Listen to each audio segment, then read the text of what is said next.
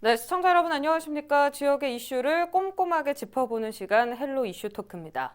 선거철이 되면 유권자가 집중하는 것, 후보의 면면이기도 하지만 바로 공약입니다. 얼마나 우리 삶에 실질적으로 도움이 되고 가려운 곳을 긁어줄 수 있는지 유권자는 반드시 짚어봐야 할 텐데요.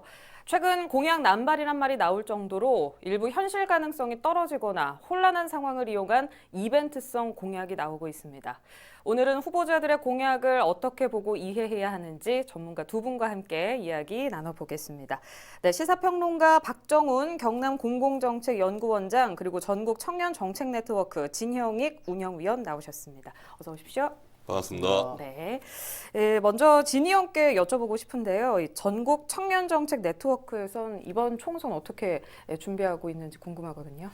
네, 그 총선에 어떻게 준비하고 있는 거에 앞서서 약간 어떤 단체인지 좀 설명을 네. 드리자면은 저희가 이렇게 전국 청년 정책 네트워크라고 해서 청년들이 삶의 이행 단계에서 겪고 있는 다양한 문제들을 해결하기 위해서 청년들이 자발적으로 모인 시민 단체거든요. 네. 그래서 이행 단계라고 하면은 아동기에서 성인기 그리고 이제 학교에서 직장으로 그렇게 이행할 때 나타나는 그런 과정들을 문제점을 해결하기 위해서 스스로 모였습니다. 네. 그래서 이번 총선에 대비해서 저희가 2020 총선 청년 네트워크를 출범을 했습니다. 그래서 이제 미래 사회를 우리 청년의 목소리로 한번 정책도 제안하고 한번 이끌어 가보자 이렇게 만들어졌고 지난해 2월 20일에 출범 기자회견을 통해서 이제 5가지 정책 제안을 한 바가 있습니다. 네, 알겠습니다. 오늘 잘 부탁드리겠고요.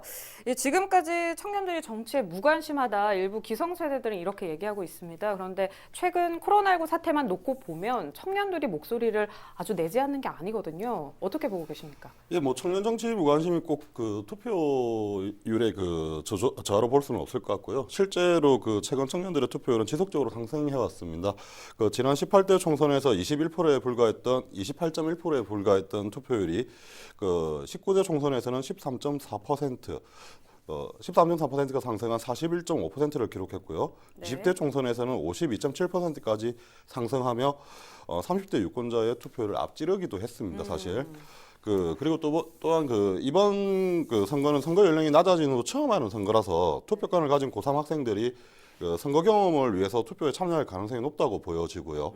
그리고 다만 이제 청년들이 현실 정치에 참여할 기회가 이제 적다 보니까 이제 광장 정치를 선택하는 문제가 지금 발생을 하고 있는데 이런 문제를 해결하고자 그 청년들이 현실 정치에 그 참여할 수 있는 기회를 우리 그 기성세대들이 열어줘야 된다고 저는 생각하고 있습니다. 네, 뭐 정식으로 건의하거나 목소리를 낼 수 있는 기구나 단체가 이렇게 플랫폼으로 많이 확대가 됐으면 하는 바람이 있습니다. 네. 사실 그런 문제도 있지만 실제로 그 민주당이나 그 미래통합당에서 그 선거 총선 전에 약속했던 그 여성 청년 그 공천 30%를 네. 여성 청년에게 그 하겠다고 했었지 않습니까? 근데 실제로 뚜껑을 열어보니까 그뭐 우리 경남만 하더라도 청년 정치인 후보가 없거든요, 지금. 네. 사실상 없다고 해야 되는 상황인데 그 양당 그 거대 양당이 그 투표 선거 시절에만 사실 그 청년들에게 그 꿈과 희망을 이야기하는데 그 이후에는 사실 실제로 일어나는 것들은 네. 전무하지 않나 저는 그렇게 네. 지금 생각하고 있는 겁니다. 아주 핵심을 찔러주시는 답변이었습니다. 이 오늘 나눌 주제가요. 이번 총선에서 후보들의 공약이 얼마나 진솔한가 그리고 실질적으로 도움이 되는가 저희가 짚어볼 텐데 이 박 원장께서 눈여겨본 공약들 어떤 게 있을까요? 예, 뭐 그 현실 가능성을 가진 공약 중에서는 사실 그 여당에서 냈던 공약 중에 보면 마창대교 통행료를 인하해 가지고 그 유동인구 증가와 운송 물량 증가를 통해서 하포구에 활력을 불어넣겠다는 공약이 있었습니다. 근데 요게 사실 제가 이 공약에 눈길을 주는 이유가 다른 공약과 약간 다른 형태의 접근이기 때문입니다. 어떤 접근일까요? 그 기존 정치인들이 대부분 무언가를 새로 만들겠다, 유치하겠다. 뭐 이런 형태로 지금 접근을 하지 않습니까, 네. 공약을? 근데 이 마창대교의 문제는 지속적으로 제기되어 왔던 문제를 제기되어 있는 문제를 해결해 나가는 과정으로 지금 보여지거든요. 예, 그런 형태이기 때문에 좀 저는 여기에 좀 관심을 가지고 있고요. 그리고 최근 언론에서 이제 보도되었던 그 문제 중에 뭐냐면 지역 이기주의의 문제가 지금 이게 자꾸 불거지고 있지 않습니까? 사실 이게 국회의원들이 그 역할은 그 지역의 민원을 해결하는 사람들이 아니고 그 국가와 국민의 이익을 위해서 일을 해야 되시는 분들이거든요.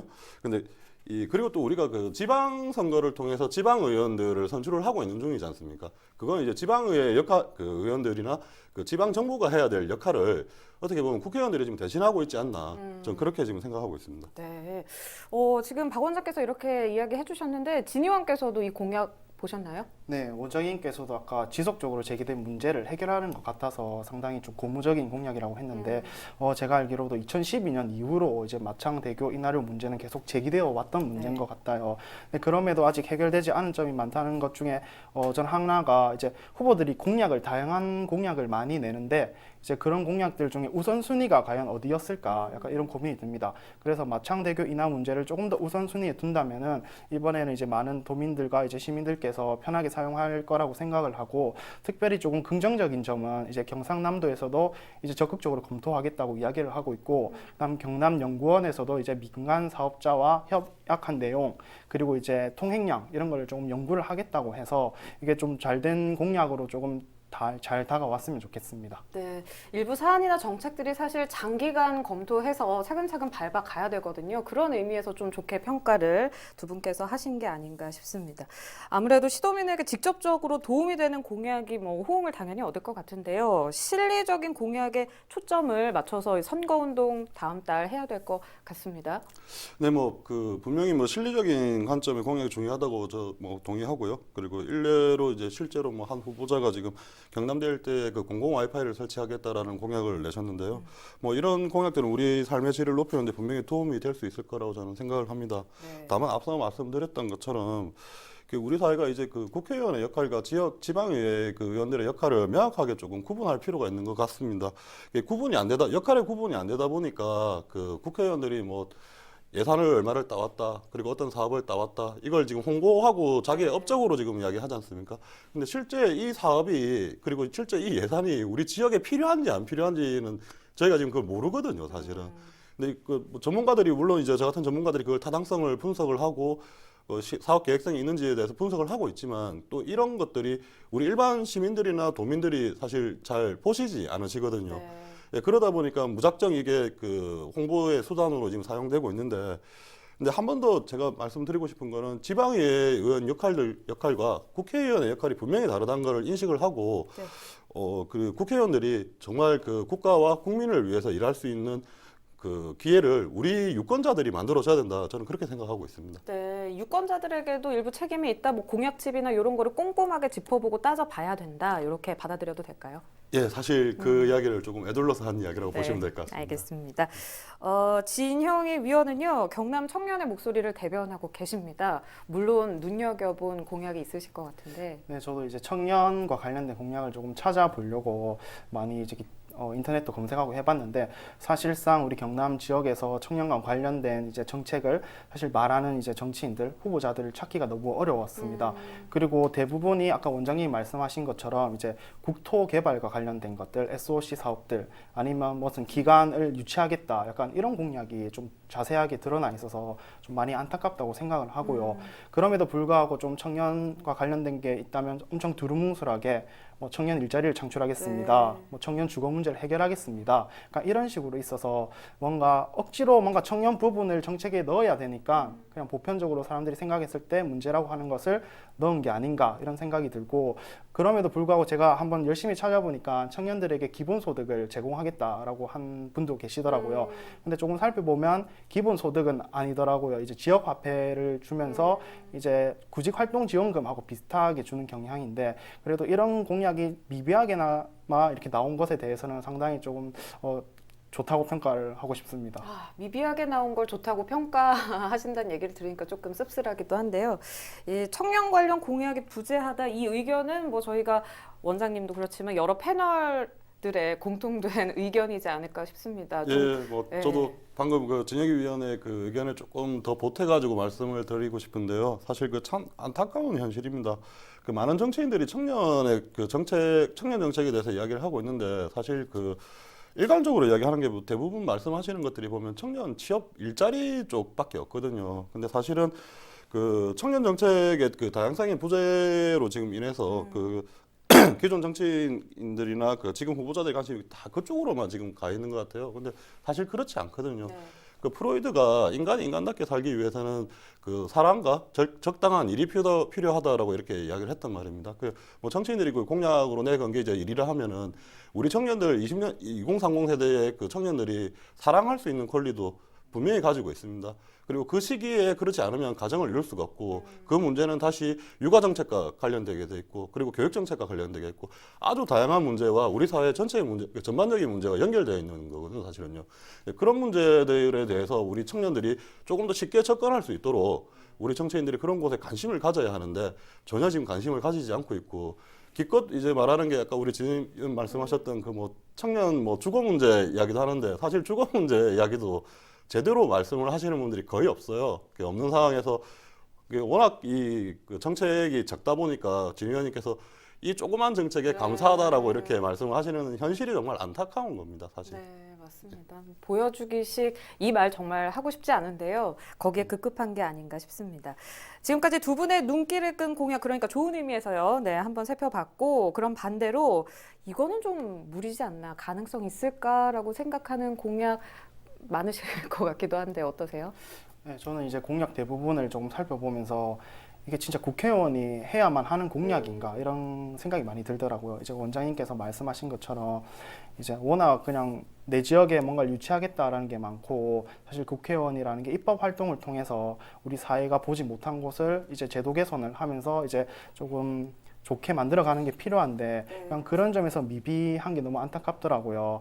그래서 이제 지역만을 계속 고수하다 보면은 아까 말씀하신 것처럼 지방자치단체장이나 지방의원들 간의 역할이 좀 모호해질 수 있는 경우도 있어서 이런 점을 좀 고쳐 나갔으면 좋겠다고 생각하는데 저는 단순히 또 정치인한테만 책임이 있다고는 생각을 안 해요. 네. 왜냐하면 이제 표를 주는 지역 유권자들도 이제 지역의 현안들을 민원 사항을 해결하려고 이런 것도 주고 하기 때문에 그런 점에서 우리 사회가 좀 다 같이 좀 고민해보고 좀 계속적으로 토론하고 생각해봐야 될 문제라고 생각합니다. 네, 알겠습니다.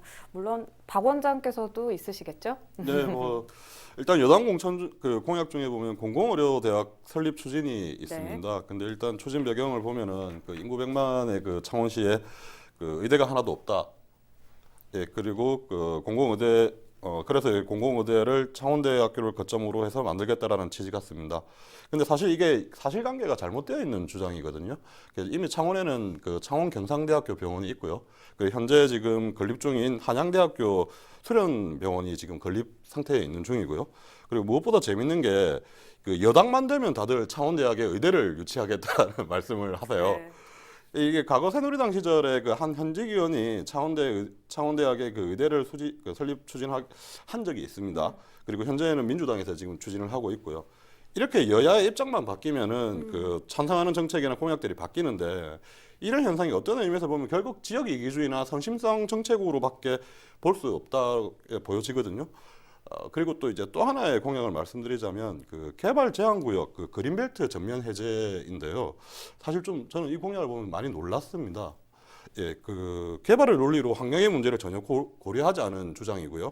그리고 이 공약의 효과는 부동산 가격이 상승될 것이라는 건데, 근데 사실 그 정부는 그동안 부동산 안정화 정책을 추진하고 있는데 여당에서 이런 엇박자가 나는 공약을 그 정책이 나올 거라고 저는 전혀 생각을 못했었거든요. 이런 공약들이 결국 그 총선을 위한 선심적 공약이라 이렇게밖에 생각할 수가 없는 거죠. 네, 박 원장께서 이렇게 공약 말씀해 주셨는데 의견을 좀 덧붙여 주시자면요.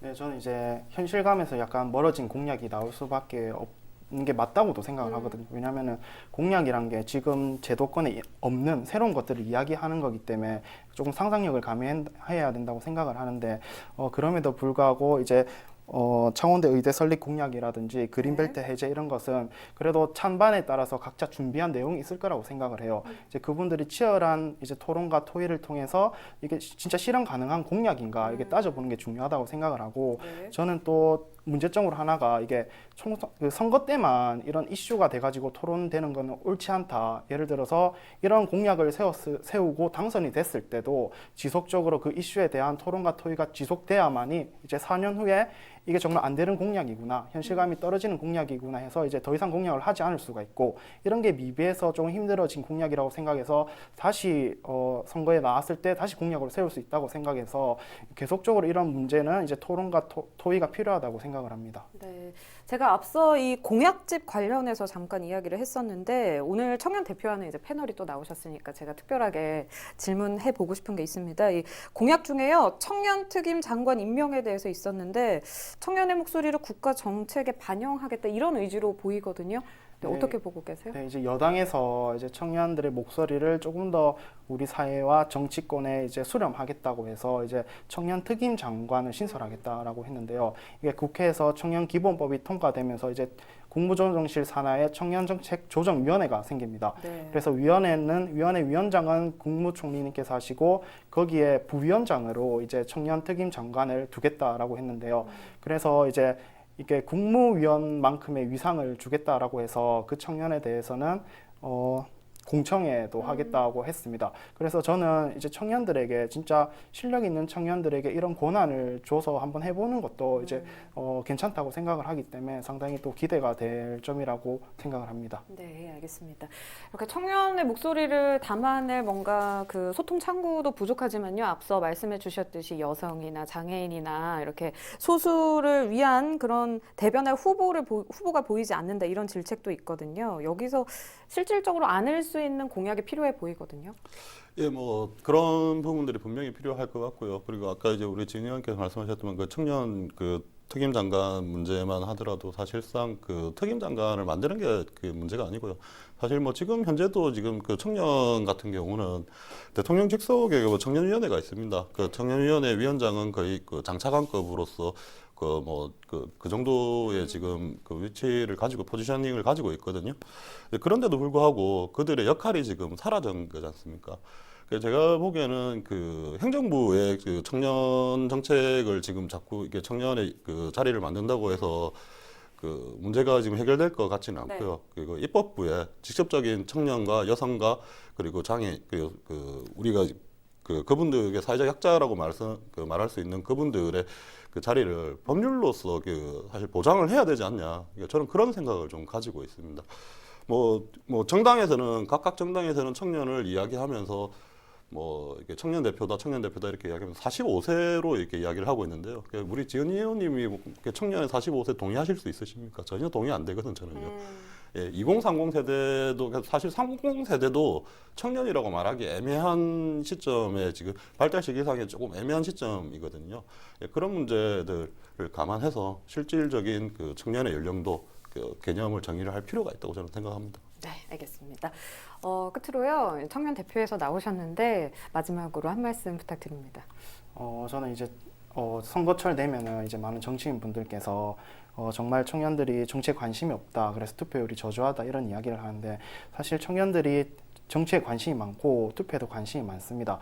근데 정치로 인해서 내 삶이 변화될 것인가 희망을 이게 과연 줄까에 대한 의문점을 가지고 있거든요. 그래서 지친 삶에 피곤해서 집으로 오면은 내가 정치를 통해서 희망을 꿈꾼다기보다 그냥 팽수를 한번 보고 자는 게 더 기쁘니까 그렇게 자는데 그런 점에서 이제 우리 정치인들이 선거 때만 오히려 청년들이 투표율 낮다고 이야기하는 게 아니라 평소에 청년들이 쉽게 정책을 받을 수 있도록 정책을 쉽게 만들어낸다든지 그리고 청년들이 삶에 정말 와닿을 수 있는 청년 정책을 만든다든지 그리고 청년과 지속적으로 소통하면서 관계를 유지한다는 이런 활동을 하면서 이제 청년들이 정치에 계속 참여 안 한다 이렇게 말하면 모르겠는데 그런 점에서 좀 정치인들이 좀 책임 있게 청년들과 함께 했으면 좋겠습니다. 네, 알겠습니다. 오늘 저희가 공약에 대해서 이렇게 이야기하고 있는데요. 이 원장님께서도 끝으로 시청자들에게 짧게 어떻게 공약을 좀 꼼꼼하게 따져봐야 될지. 예, 지극히 원론적인 말씀드리겠습니다. 유권자가 자신의 이익을 위해서 투표를 하면 그 이익은 결국 언젠가 자신이 반대의 입장이 되었을 때 자신에게 피해가 될 수 있습니다. 그러하기 때문에 우리 사회 전체의 이익을 위해서 필요한 공약인가를 꼭 봐주셨으면 하고요. 실현 가능성이 있는지, 전문가들은 어떻게 생각을 하는지 그런 것도 꼼꼼히 한번 챙겨봐 주셨으면 합니다. 네, 여기까지 듣겠습니다. 오늘은 시사평론가 박정훈 경남공공정책연구원장 그리고 전국청년정책 네트워크 진영익 운영위원과 함께 4.15 총선을 앞두고 공약을 따져보는 자세한 시간 가져봤습니다. 몇 번의 선거를 거치면서 유권자는 매니페스토 정신에 입각한 진정성 있는 공약을 늘 요구해왔습니다. 유권자의 힘이 진실로 필요하다면 이번 4.15 총선 후보들은 그 의미를 유념하고 공약 발표 전 숙려해야 할 것입니다. 오늘 헬로 이슈 토크 여기까지입니다. 유튜브 유튜브 채널 헬로 경남톡에서 다시 보실 수 있습니다. 시청해주신 여러분 고맙습니다.